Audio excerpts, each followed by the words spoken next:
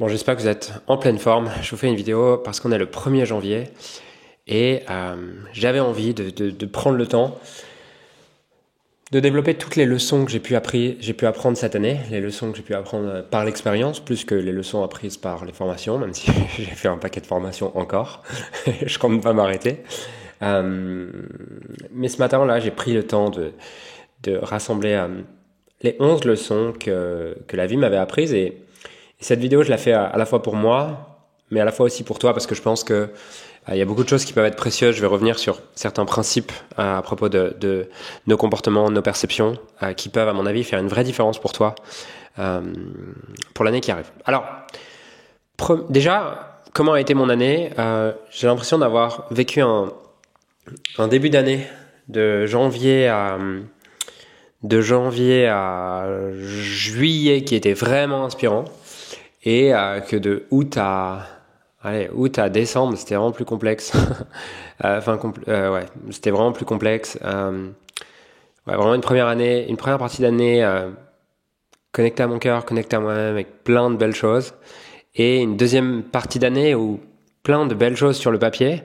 Et pour autant, si je regarde avec le recul, je me dis, en fait, est-ce que je me suis vraiment senti rempli dans cette deuxième partie d'année et la réponse qui me vient, c'est non, pas complètement. Donc c'est l'occasion de synthétiser plein de leçons et j'aime cette idée que la perception de succès te dépurpose, donc te désaligne de ta mission et la perception d'échec te réaligne sur ta mission et c'est vraiment ce que je sens là en cette fin d'année, en ce début d'année, puisqu'on est le 1er janvier au moment où je fais cette vidéo.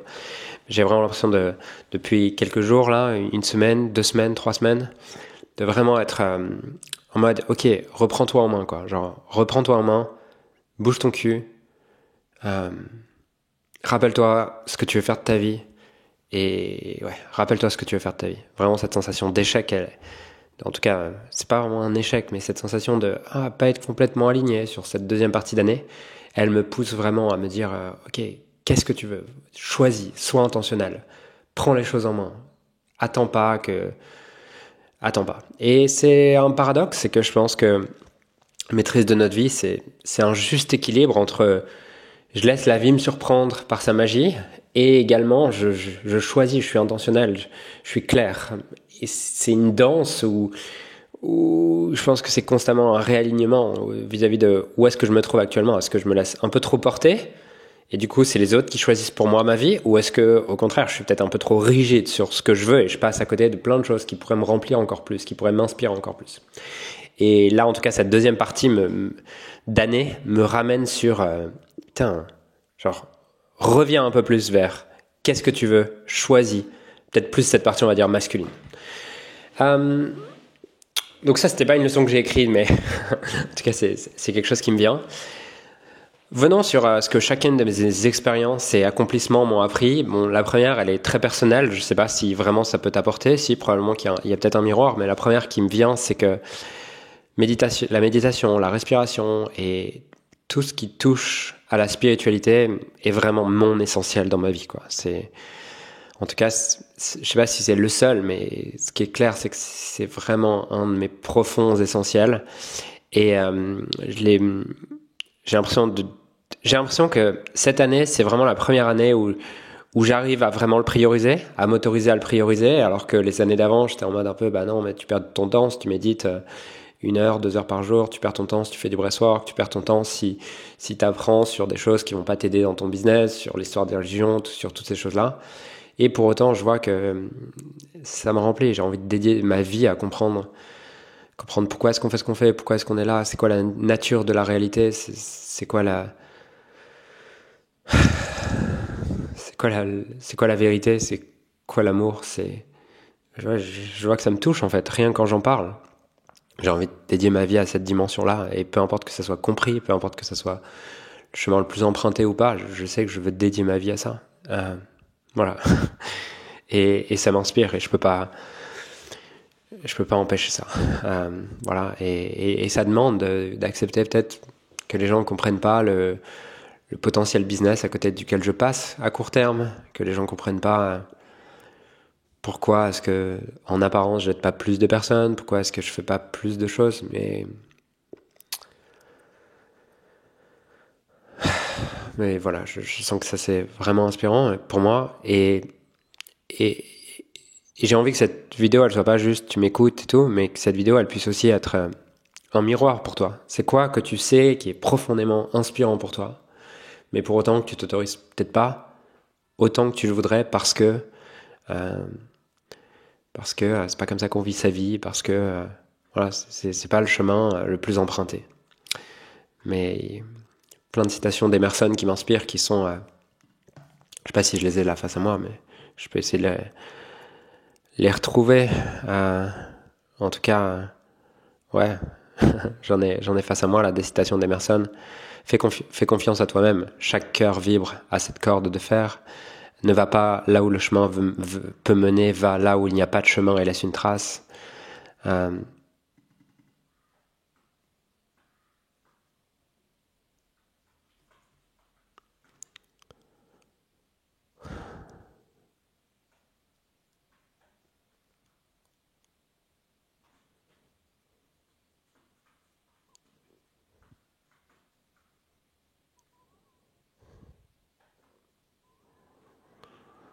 Être soi-même dans un monde qui essaie constamment de te transformer en autre chose est le plus grand des accomplissements. Et il y en a une autre qui est l'envie et de l'ignorance, l'imitation et du suicide. Voilà.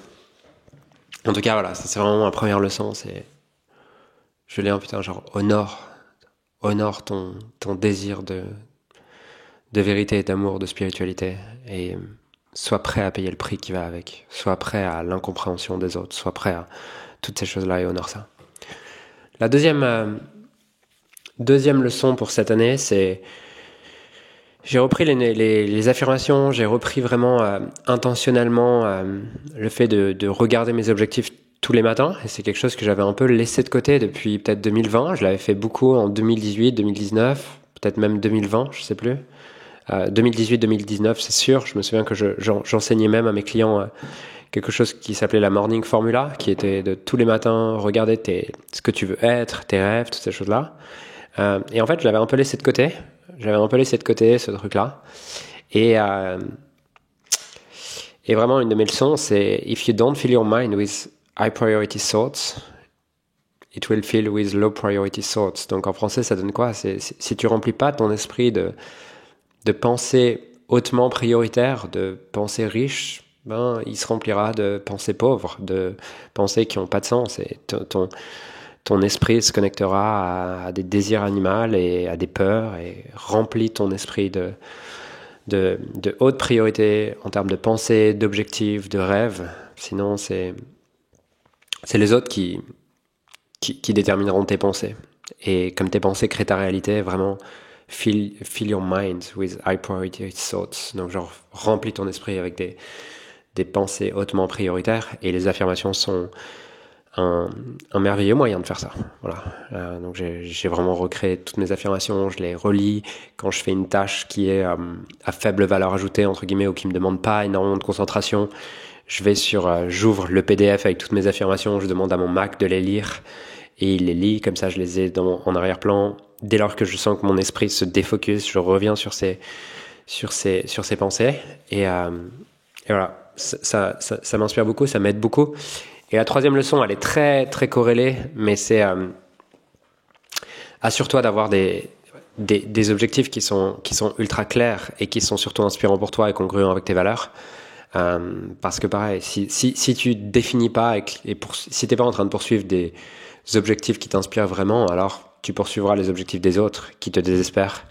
Et c'est vraiment une leçon pour moi en 2024, c'est reviens sur tes objectifs.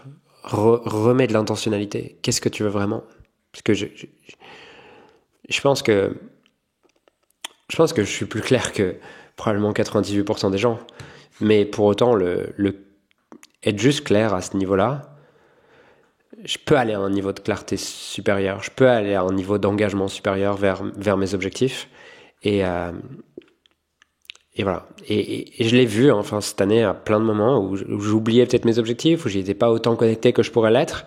Bah, automatiquement, dans ces moments-là, surtout, dans ces moments-là, ben, t'attires des opportunités et puis tu dis oui à des opportunités parce que t'as pas une opportunité plus inspirante, parce que t'es pas connecté à une opportunité plus inspirante pour toi.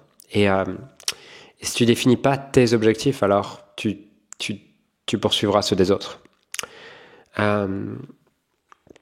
Quatrième leçon qui me permet vraiment de m'expandre au niveau de mon esprit, c'est l'idée que je peux apprendre et comprendre absolument tout. Et ça, c'est une de mes affirmations d'ailleurs, c'est je comprends, retiens et intègre absolument tout ce que je vois, entends. Voilà, c'est une de mes affirmations. Et je vois à quel point ça m'aide, puisque cette année, j'ai poursuivi des enseignements qui étaient vraiment complexes, en tout cas au premier abord, comme j'ai repris Empyréance 1 de John de Martini que j'avais fait en 2021, je crois. J'avais fait en 2021, j'avais rien compris. Et je me suis dit, j'ai envie de le reprendre. Et puis je l'ai repris. Et puis avec cette affirmation de je comprends tout ce que je lis. En fait, je vois que avant, la première pensée de mon esprit, c'est putain, genre, je comprends rien. Et là, je l'intègre beaucoup plus. Pareil j'ai repris une formation qui s'appelle Empyreans on the Brain. Donc c'est vraiment toute une étude du cerveau pendant 5 jours. C'est 80 heures de formation avancée sur la neurologie, plein de choses autour du cerveau, de la spiritualité, plein de choses, mais vraiment avancées, vraiment très techniques, quoi. Et au début, j'ai rien compris. Au début, j'ai vraiment rien compris. Et puis après, je me suis dit, ok, reprends-le avec vraiment cette affirmation de je peux tout comprendre. Tout ce que je lis, que j'entends, que je vois, je le retiens, je le comprends et je l'intègre. Et chaque fois que mon esprit, pendant la formation, partait en mode putain, genre, vas-y, je comprends rien, je me ramenais à cette affirmation. Et je vois à quel point ça a changé ma compréhension. Et ce que je peux voir, c'est que il y a des passages, des enseignements, notamment de John, où avant je comprenais rien, et maintenant quand je le réécoute, ça me paraît simple. Et en fait, de me baser sur cette observation, ça me permet d'être confiant pour le futur et de voir, ok, en fait, je vois qu'avec la répétition, avec l'engagement, avec cette affirmation, en le reliant à mes valeurs, je peux vraiment tout comprendre. Et c'est inspirant pour moi parce que j'ai envie de dédier ma vie à comprendre les choses, à comprendre plein de domaines. Et jusqu'à maintenant, il y a plein de domaines qui m'inspiraient, mais qui m'effrayaient. Dès lors que c'était trop scientifique, on va dire que ça m'effrayait un peu. Et là, je vois que non, my mind can absorb that. Genre, mon esprit peut absorber ça et je peux y aller et let's go. Allons s'expandre dans le niveau de complexité de l'information que je suis capable de saisir. Donc ça, c'est vraiment une belle leçon pour moi. Cinquième leçon, enseigner et coacher sont vraiment mes 2 plus hautes priorités. C'est mes 2 plus hautes valeurs. Voilà, c'est les 2 choses qui me remplissent le plus. Voilà, c'est vraiment tout ce qui m'a le plus inspiré cette année autour soit d'enseigner, donc dans des séminaires, dans des formations, soit autour de coacher. Et je veux continuer à dédier ma vie à ça. Voilà. Je pense que c'est important, c'est une chose qui peut être utile de regarder ton année 2024 et regarder, tiens, c'est quoi les évidences vraiment à propos de ce qui m'inspire? Qu'est-ce qui est une évidence à propos de ce qui m'inspire en 2024? Et je pense que prendre ce recul en fin d'année peut vraiment aider à propos de ça. Point numéro 7, leçon numéro 7. Ah non, leçon numéro 6, parce que là je viens de te donner la leçon numéro 5. Leçon numéro 6, j'adore partager, j'adore faire des vidéos. Par contre, je n'aime pas suivre les règles que je m'impose sur comment faire des vidéos. C'est-à-dire qu'une des victoires de cette année, c'est d'avoir vraiment pris du plaisir dans le fait de faire tout un lot de vidéos et ouais, vraiment avoir pris du plaisir dans faire des vidéos. Et pour autant, je vois que chaque fois que je m'impose de faire des vidéos de la manière dont je l'ai apprise, c'est-à-dire me dire, ok, ça va être quoi la vignette? Commence par anticiper le titre et la vignette avant d'avoir le sujet de la vidéo. Et une bonne intro, capte l'attention au début, toutes ces choses-là, en fait, je vois que ça fait baisser mon énergie. Alors, ça veut pas dire que je peux pas le changer, ça veut pas dire que je peux pas l'influer. Mais je vois qu'en tout cas, pour l'instant, ça veut pas dire que j'évoluerai pas là-dessus, mais en tout cas, pour l'instant, c'est important pour moi de partager de ma manière, d'être à l'aise avec le prix à payer. C'est-à-dire, enfin, je sais que le prix à payer, c'est peut-être de toucher moins de personnes, mais je préfère prendre du plaisir à partager. Je préfère prendre du plaisir à faire des vidéos. Je préfère me dire que je fais des vidéos qui m'inspirent, dont le contenu m'inspire, plutôt que ne pas les faire parce que c'est trop complexe. Et il y a plein d'idées qui m'ont vraiment aidé sur YouTube, notamment une dont je remercie Mariam pour ça, c'est l'idée de fais tes vidéos pour toi. Ouais, fais tes vidéos pour toi. Et en fait, cette vidéo, par exemple, je prends du plaisir à la faire et je la fais avant tout pour moi. Je la fais pour me souvenir de c'est quoi mes leçons de 2024. Et c'est un des paradoxes, c'est que j'ai vu que mes meilleures vidéos de cette année, celles qui ont le mieux marché, c'est celles que j'ai fait pour moi. C'est celles que j'ai fait pour documenter, pour me rappeler de ce que j'ai vécu, en me disant, bon, bah, je partage et puis on verra bien si ça inspire les gens. C'est les vidéos que j'ai fait à la suite du séminaire de Dispenza, toutes ces choses-là. Mais que dès lors que je fais des vidéos pour qu'elles marchent, bah en fait, ça me déconnecte de mon essence, ça me déconnecte de pourquoi j'arrive pas à passer à l'action, elles sont fades, elles touchent pas mes fans. Peut-être que les gens les voient, mais ça crée pas d'émotion, ça crée pas de lien. Bref, donc j'adore, ma leçon c'est vraiment, ok, j'adore faire des vidéos, j'adore partager, j'adore créer du contenu, mais par contre je n'aime pas créer du contenu selon des règles. Donc autorise-toi à créer du contenu à ta manière et accepte aussi que peut-être que du coup ton audience grandira beaucoup moins vite. C'est-à-dire que, et en fait je vois que pour moi c'est ok de jouer un jeu long terme et de me dire ok, je préfère faire des vidéos que j'aime pendant 10 ans, quitte à ce que ben voilà, je fasse peut-être 20% de plus d'audience par année, c'est tout. Et faire ça pendant 10 ans, plutôt que de me dire, ok, en fait, pendant 3 mois, je fais les vidéos que l'algorithme attend. Et puis au final, ben, en fait, dans 3 mois, j'arrête, ça me déprime. Et j'ai passé 3 mois à être déprimé à faire des vidéos. Et je suis prêt à jouer le jeu long terme de ça. Voilà, jouer le jeu long terme de ça. Donc, c'est vraiment une leçon importante pour moi. Vraiment une leçon très importante pour moi de voir. Libère-toi des règles. 7e leçon. Certains de tes objectifs sont des fantasmes. Sur le papier, genre, c'est ouf d'avoir réalisé ça.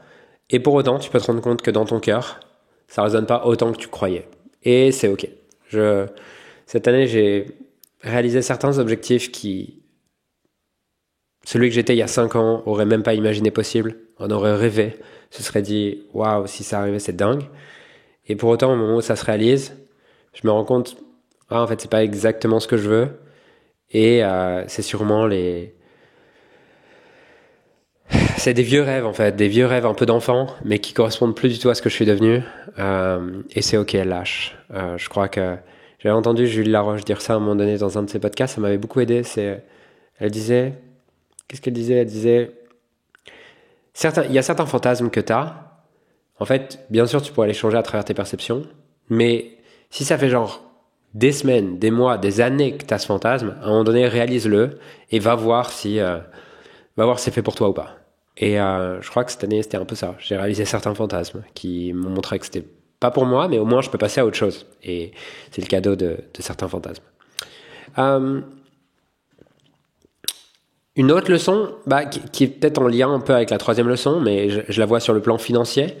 C'est en fait sur le plan financier, j'avais atteint beaucoup d'objectifs que j'avais très tôt dans l'année, juillet, août. J'avais atteint mes objectifs de profit de l'année, j'avais atteint plein de choses. Et du coup, en fait, j'ai stagné, voire attiré des cataclysmes un peu financiers sur la 2e partie d'année.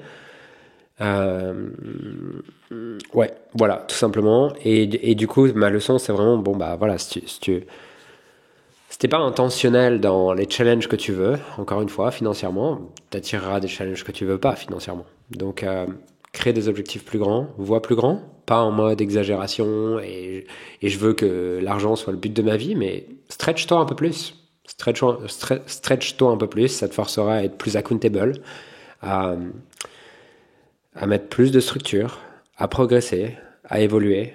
Te repose pas sur tes lauriers financièrement. Voilà. Même si, pour moi, le but financièrement, n'est plus d'améliorer ma vie, puisque c'est pas d'améliorer ma vie forcément, puisqu'aujourd'hui j'ai beaucoup de choses que je pourrais, mais par contre c'est important de continuer à me challenger, puisque c'est vraiment une leçon aussi de mon année, c'est que dans la vie tu peux pas vraiment stagner. Soit t'es en train de progresser, soit t'es en train de régresser. Et voilà, et si t'es pas en train de progresser, t'es en train de régresser. Et donc, j'ai pas envie que... J'ai envie de continuer à progresser financièrement. Je me vois bien plus riche financièrement dans 10 ans, dans 20 ans, dans 30 ans, dans 40 ans. Et pour ça, c'est en mettant en place des actions et des objectifs cette année, même si j'en ai pas besoin. Et voilà. Donc, je pense que je pourrais être plus clair sur cette leçon. Enfin, en tout cas, elle est claire pour moi, mais je sais pas si elle est claire dans mon expression.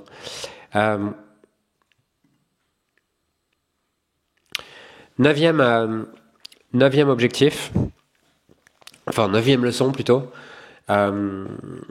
communique ton amour. Voilà, c'est vraiment une belle leçon de cette année pour moi. Je l'avais déjà fait. Je l'avais déjà fait avec mon grand-père il y a 4 ou 5 ans. Je me souviens, c'était un séminaire de John de Martini dans lequel John nous demande est-ce qu'il y a des personnes qui est-ce qu'il y a des personnes qui, si elles mouraient demain, vous auriez une frustration de pas leur avoir communiqué à quel point vous les aimez, à quel point ils ont contribué à votre vie. Et moi, à cette époque-là, c'était clairement mon grand-père. Voilà.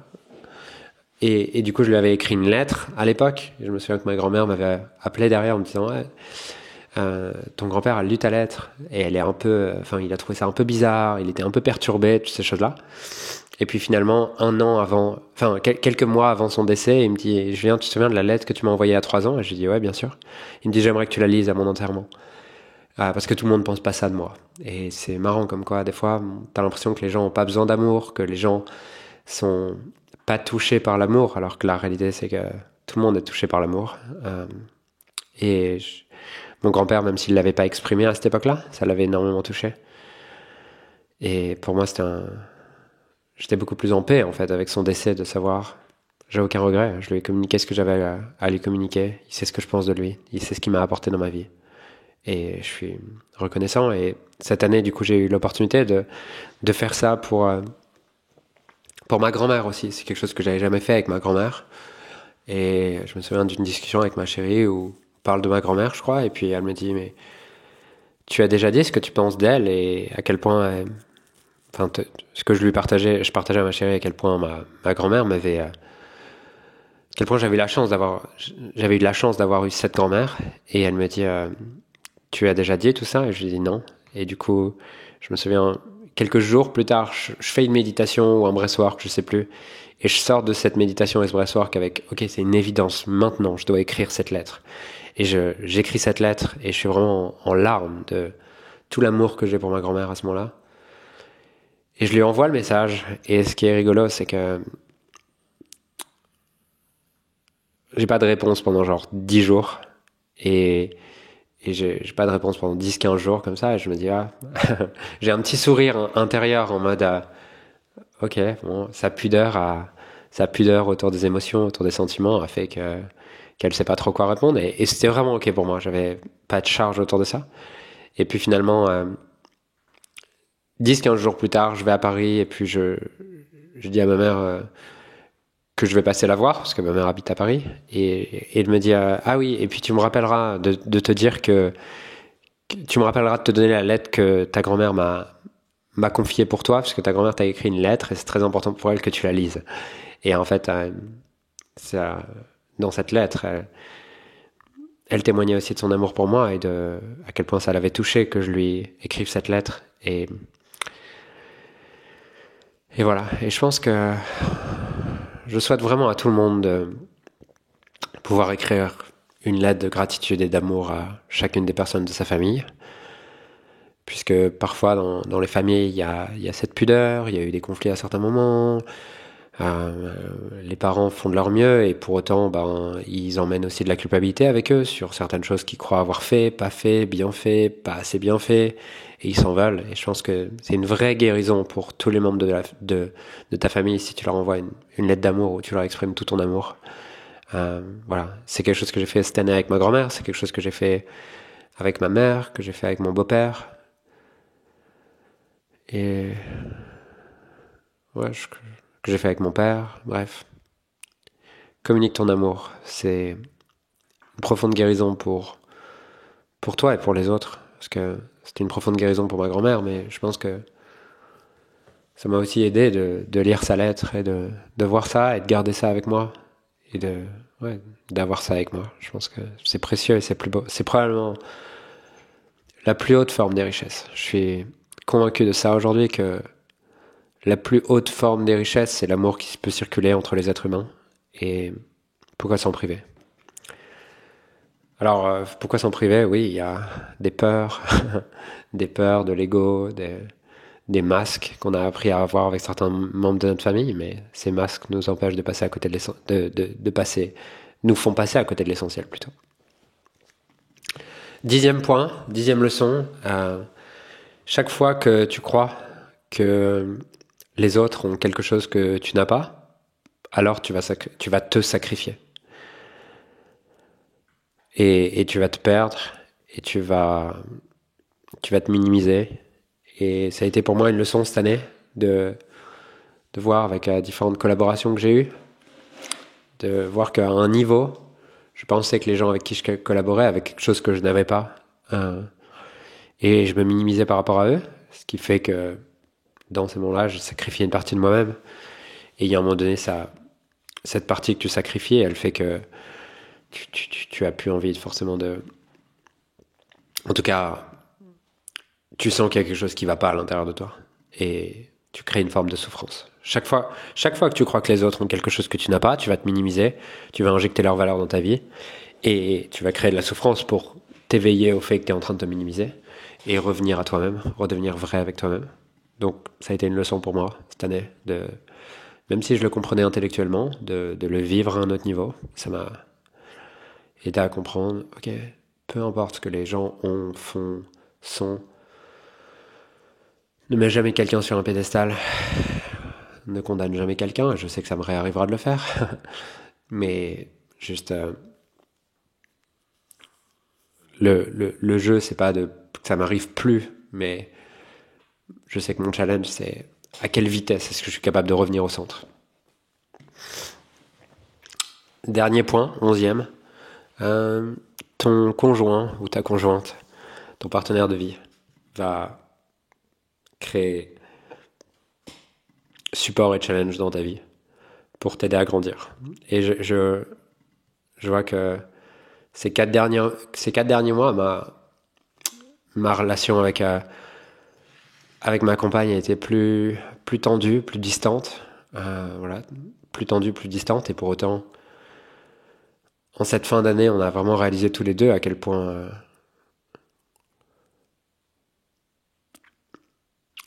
cette distance et cette tension étaient le signe respectif, hein, pour nous deux d'ailleurs. On a vécu un peu la même chose au même moment.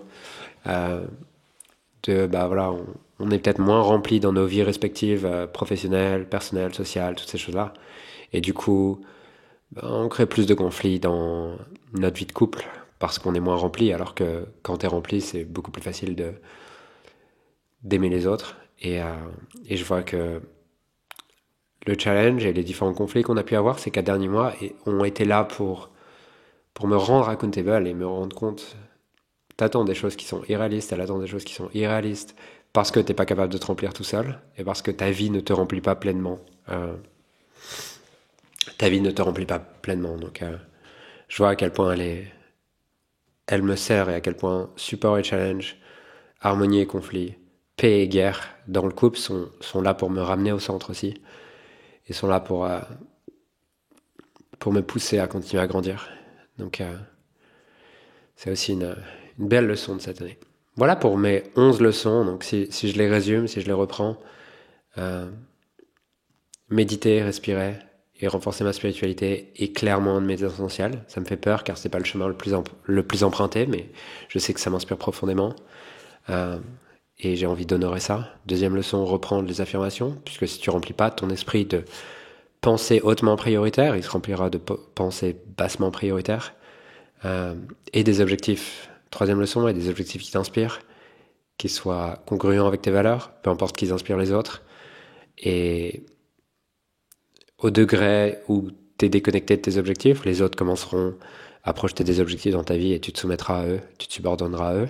Quatrième leçon, je peux apprendre et comprendre absolument tout. Mon esprit peut s'adapter et il n'y a aucune limite à ce que je peux comprendre. Cinquième leçon, enseigner et coacher sont vraiment mes 2 plus hautes priorités. Ça m'inspire énormément et je veux organiser ma vie autour de ça. Sixième leçon, j'adore partager, j'adore faire des vidéos. J'aime juste pas suivre les règles YouTube que m'imposent les autres. Et ma leçon connectée à ça, c'est autorise-toi à faire des vidéos comme t'en as envie, avec ton style à toi, avec ta forme à toi. Fais-le avant tout pour toi. Et joue un jeu long terme sur 10 ans. Cherche pas à exploser et toucher une large audience en te perdant à court terme. Septième leçon, certains de tes objectifs seront des fantaisies, seront des fantasmes. Sur le papier, ça a l'air ouf, et pourtant dans ton cœur, ça résonne pas complètement. C'est ok, lâche, embrasse ça, et vois que ça t'aide à te comprendre un peu plus, et à t'aimer un peu plus, et à découvrir un peu plus qui tu es. Huitième point, financier. Continue à avoir des objectifs, puisque, et c'est vrai dans tous les domaines de vie, si tu fixes pas des objectifs qui t'inspirent, t'attireras des objectifs qui te désespèrent, et surtout dans la vie, soit t'es en train de progresser, soit en train de regresser, mais rien ne stagne, tout est changement, et tu peux être en train d'évoluer, ou de dévoluer, on va dire. Et donc, continue à avoir des objectifs, sinon tu vas commencer à stagner, à tirer des cataclysmes pour te remettre sur ton axe dans ton but. Communique ton amour, 9e point, communique ton amour. L'amour est la plus haute forme de richesse, fais circuler l'amour, et tu te sentiras profondément riche. 10e point, chaque fois que tu crois que les autres ont quelque chose que tu n'as pas, sont mieux que toi, ont un talent que tu n'as pas, en tout cas que tu ne te reconnais pas dans les autres et que tu te minimises par rapport aux autres, alors tu vas te sacrifier et tu vas payer le prix fort en te sentant vide, en ayant l'impression de passer à côté de ta vie jusqu'à ce que tu reprennes ton pouvoir et tu reconnaisses que les autres n'ont rien d'autre que ce que tu as et que t'honores profondément qui tu es. 11e point, ta femme, ton mari, ton conjoint, ta conjointe va créer soutien et challenge pour t'aider à grandir, revenir dans ton axe, devenir authentique et honorer ce qu'il y a au fond de ton cœur. Le but d'un couple n'est pas d'être heureux, le but d'un couple est de continuer à grandir ensemble, d'évoluer ensemble, d'amplifier ton amour et d'être capable d'aimer de plus en plus de part de l'autre et en miroir d'aimer de plus en plus de part de toi. Voilà, j'espère que cette vidéo t'a plu, cette vidéo t'a inspiré. Dis-moi en commentaire ce que tu retiens et je serais curieux aussi de voir vos leçons à 2024. Mettez-les moi en commentaire. Je vous embrasse, j'ai hâte de continuer à passer cette année 2025 avec vous et je vous souhaite une merveilleuse année.